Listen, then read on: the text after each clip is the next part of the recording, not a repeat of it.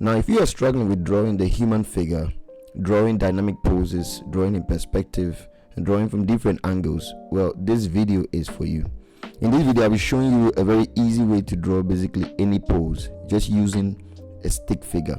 Yes, I'm sure you've used this method when you were a kid.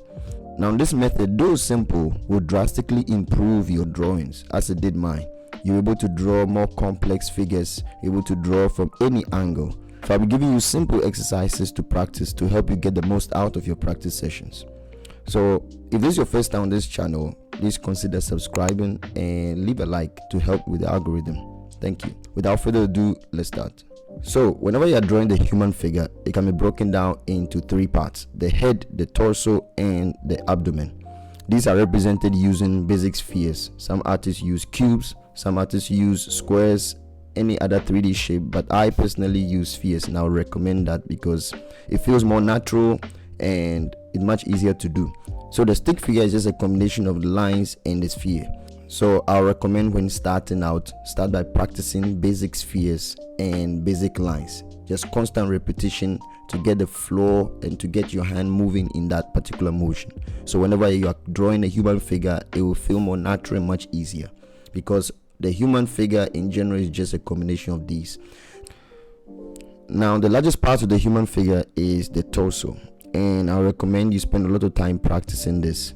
And this could be done using a combination of two spheres. Stacking two spheres upon each other, you will be able to show perspective within it. You'll be able to show the movement. Now, you could see some animation videos of animators using this method to practice their animations, because if you get the torso right, you want to show the movement.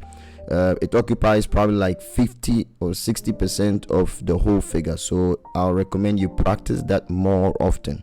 Now, if you are new to this and this feels kind of hard to just jump in and just start drawing the stick figure, well, you could just start by tracing. Basically just grab any picture from Pinterest or any place that you get your references from. You could just start by tracing them to just get the hang of things, and once you feel comfortable, you could just do your own thing. Just start by watching and just drawing to train your eye and your observational skills. And so, as you can see, one of the practices you could also do after tracing, just try to mimic what you have traced. Try to draw it exactly as you have done. That's one exercise you could do. So now I went ahead and grabbed the reference from Pinterest to demonstrate to you guys how I use the stick figure to practice. I'll show more examples as we progress.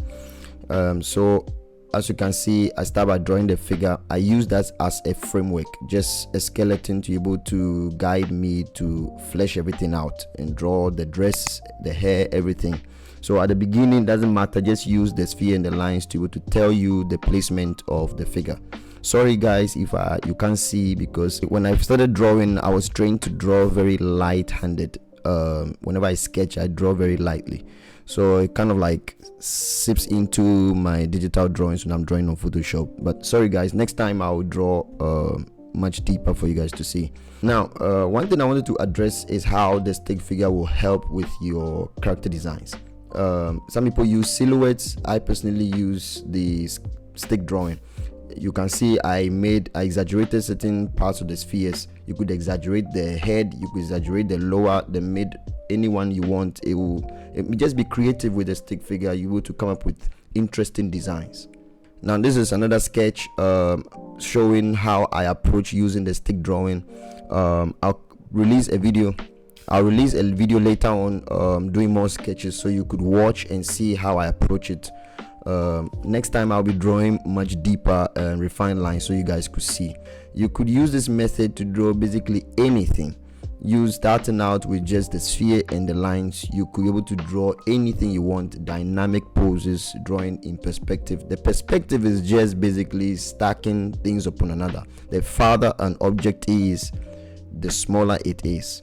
As you can see with this drawing right here, I'm trying to show you how this method will apply drawing in foreshortening.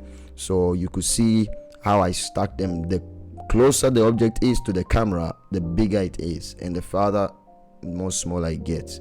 Now if you're drawing on a tablet, it is much easier. You could draw even deeper, mess around with the lines, and at the end of the day you decrease the opacity and refine the lines on a different layer. So yeah, that's all for this video. Now if this video was in any way helpful to you, leave a comment, like, subscribe. I'd like to see your drawings also. If you're having troubles and you need help, I'll leave my Instagram in the description below. Shoot me a DM, send me some of your drawings. I could help you also. Yeah, so that's all. See you in the next video. Bye.